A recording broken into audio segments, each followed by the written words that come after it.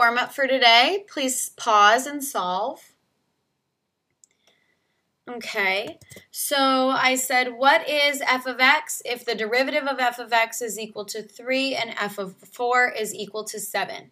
This is a very simple differential equation. Okay, so if the derivative of f of x is equal to 3, then f of x must equal 3x plus some constant, yes? But then we're given this initial condition that's going to let us solve for that constant.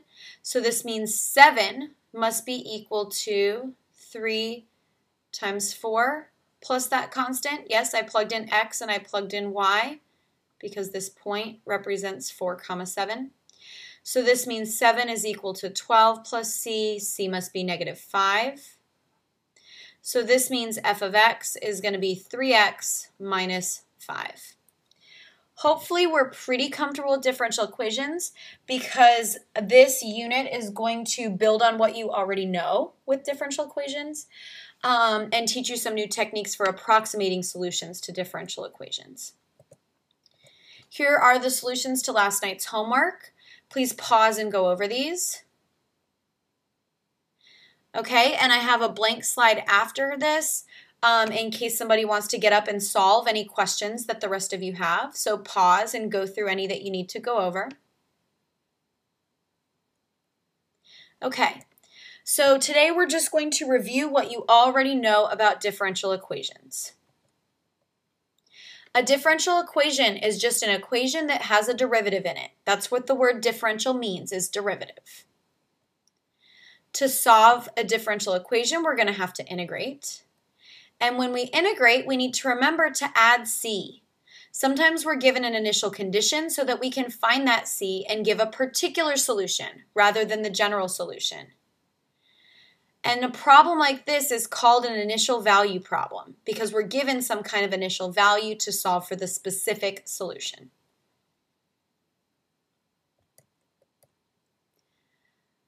The types of differential equations that we are able to solve in this class are called separable first-order differential equations. Separable means that I can separate the y terms and the x terms. I can move all the y's to one side and all the x's to the other side. First order means that there are only first derivatives involved, okay?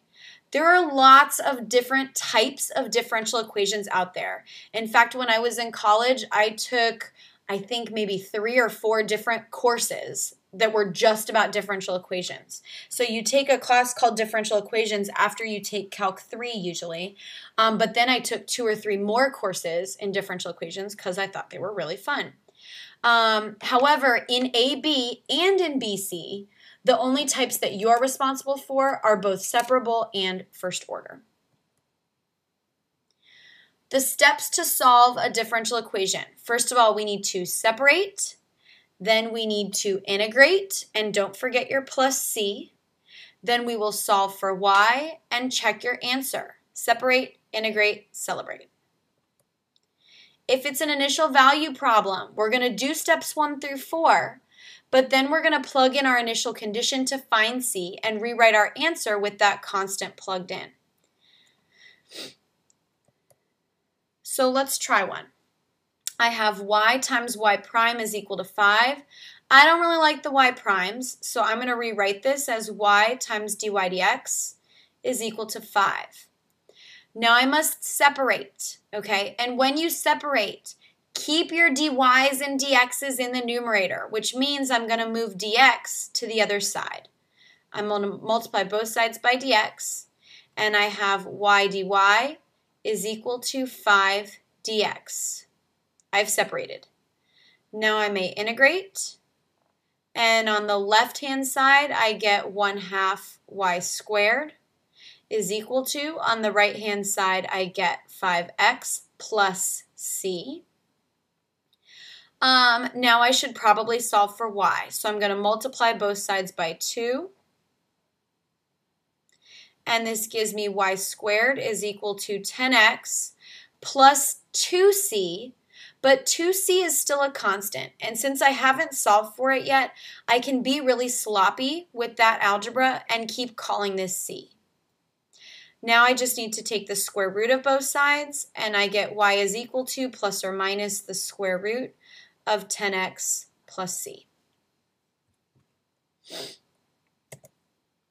Here's another example, but it has an initial value. I would like you guys to try to solve this one, please. So pause the video and restart when you're ready. Okay, well, first of all, I'd like to rewrite y prime as dy dx. So I have x squared plus 4 dy dx is equal to x times y.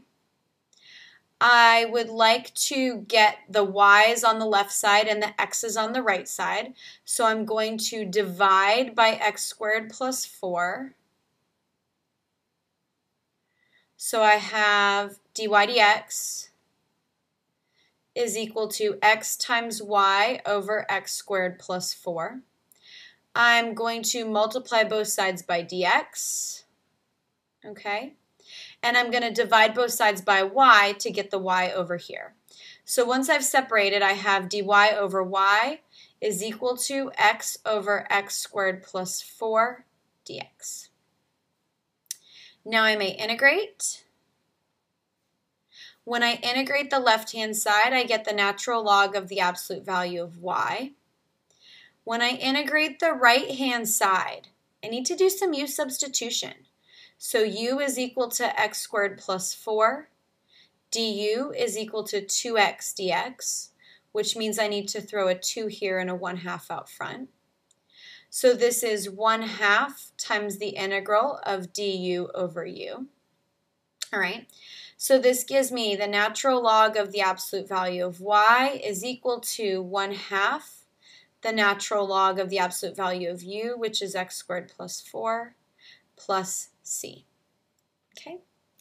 Now I have my initial condition, which is the point 0, 6. I think I'd like to go ahead and solve for y first and then plug it in, because with all these natural logs, I don't see that coming out well. Maybe I'm wrong, but I'm going to go ahead and e to the both sides.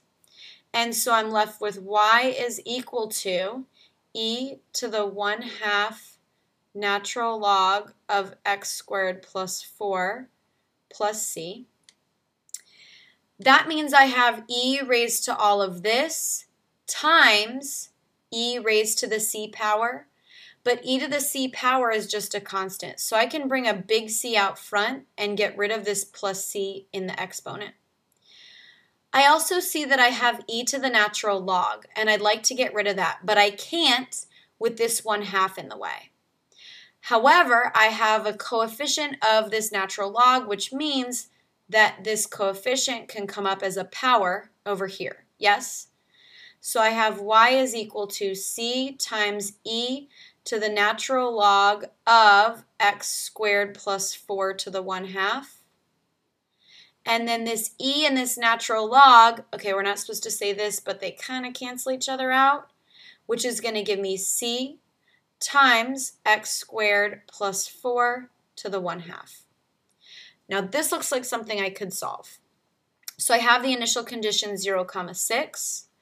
I'm going to go over here, and I have 6 is equal to some constant times 0 squared plus 4 to the 1/2, okay, which gives me 0 squared plus 4 is just 4. 4 to the 1/2 is 2. This is 2c.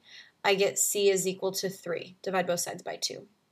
So my final answer is y is equal to 3 times x squared plus 4 to the 1/2.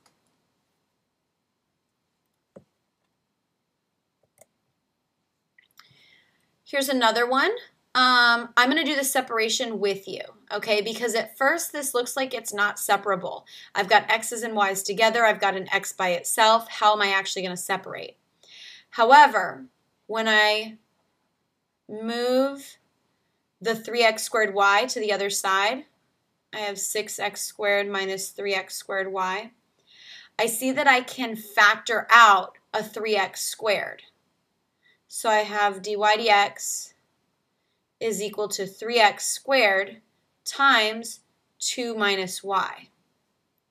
Now I'm separable, and I can do dy over 2 minus y is equal to 3x squared dx. Before I let you work on this one, I highly, highly suggest that you rewrite this as dy over y minus 2, because this is negative y minus 2. This way, when you integrate this, you don't have that negative to keep track of. Just trust me. And then I can move that negative to the other side, negative 3x squared dx. Seriously, trust me. Now you guys go ahead and integrate and plug in the initial condition and solve for c. Pause. Okay, when I integrate the left-hand side, I get the natural log of the absolute value of y minus 2.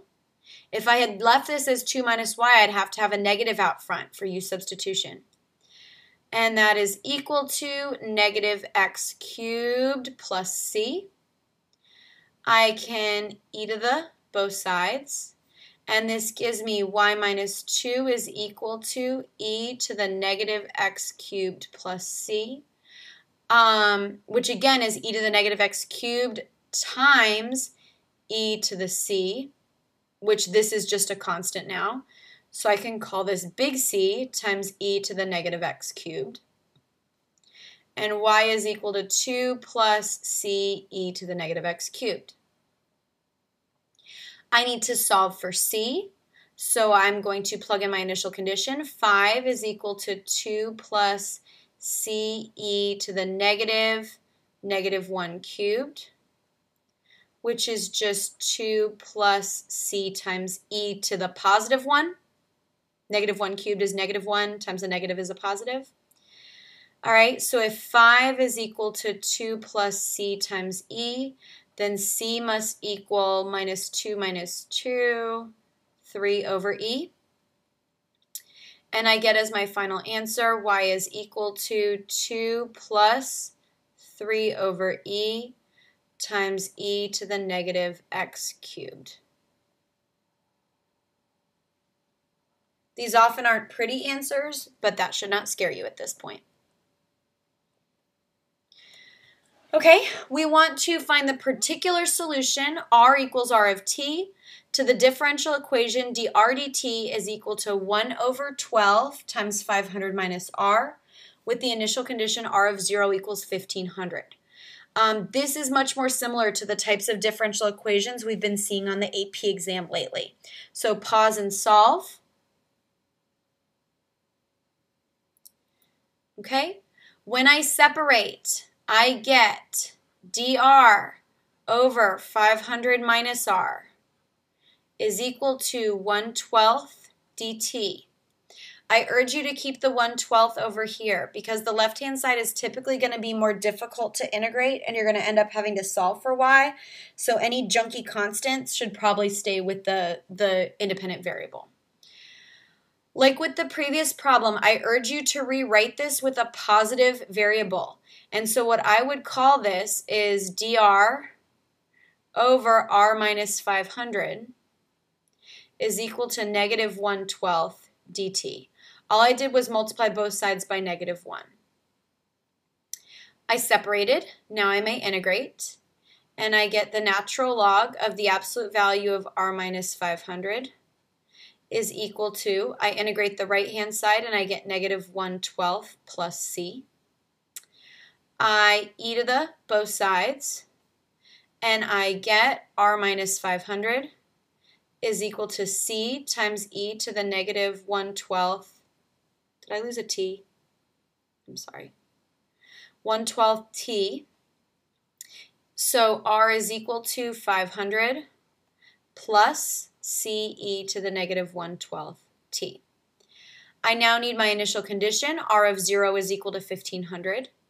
So that gives me 1500 is equal to 500 plus c e to the 0.